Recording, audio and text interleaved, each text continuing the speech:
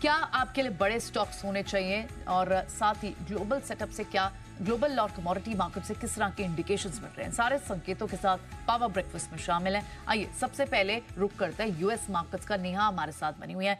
Neha, morning ये हफ्ता तो उनके लिए काफी क्रूशल है, ना सिर्फ जैक्सन होल बल्कि उनकी जो फेड की लेटेस्ट मीटिंग हुई थी उसके मिनट्स भी जारी होंगे। बहुत इंपॉर्टेंट वीक है। Good morning Priyanka. लेकिन उससे पहले हमने देखा कि एक मच अवेटेड जो अमेरिकी राष्ट्रपति ट्रंप और यूक्रेन के राष्ट्रपति जेलेंस्की के बीच में और यूरोप के जितने नेता हैं उनके बीच में जो व्हाइट हाउस की मुलाकात है उस पर सबकी नज़र रही। मुलाकात के बीच में ही हमने देखा कि ट्रंप ने पुतिन को फ़ोन किया, फ़ोन पे ऑलमोस्ट 40 मिनट तक बातचीत भी हुई। अब उन्होंने कहा है कि वो जेलेंस्की और पुतिन के बीच में बात करवाएंगे। तो अब ट्राइलेटरल टॉक्स पर जो है बाजार की नजर रहने वाली है। तो बहुत ही छोटे दायरे का कारोबार हमने यूएस मार्केट्स में बनता हुआ देखा। एक मिला जुला सा सेशन था।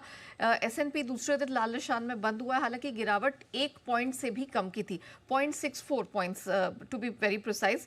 डाउ जोन्स की बात करें, दिन के ऊपरी स्तर से ऑलमोस्ट 90 अंक गवाकर ये 34 अंक नीचे बंद हुआ है। नैस्डैक की बात करें तो दिन के निचले स्तरों से हमने देखा कि 80-90 पॉइंट्स की थोड़ी स्ट्रेंथ बनी और ये ऊपर फ्लैट बंद हुआ है। 6-7 पॉइंट्स की ही स्ट्रेंथ देखने को मिली है।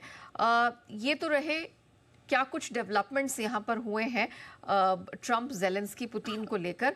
लेकिन जैसा आपने भी कहा कि ये हफ्ता काफ़ी महत्वपूर्ण है क्योंकि जैक्सन होल बैठक पर नज़र रहेगी। सब ये जानना चाहेंगे कि आगे के लिए यहाँ फेडरल रिजर्व के एनुअल सिंपोजियम में क्या कुछ निकल कर आता है। जुलाई के जो मिनट्स हैं वो जारी होने वाले हैं, उसकी डिटेल्स पर मार्केट की नज़र रहने वाली है।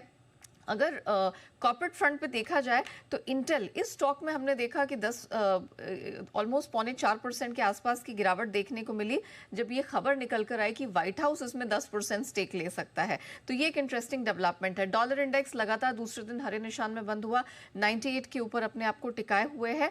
और अमेरिकी बॉन्ड यील्ड की अगर बात करें 4.25%, इनफैक्ट 4.3% टू बी प्रिसाइज, 10 साल की जो अमेरिकी बॉन्ड यील्ड है वो 2.5 हफ्ते की ऊंचाई पर ट्रेड करती हुई दिखाई दी।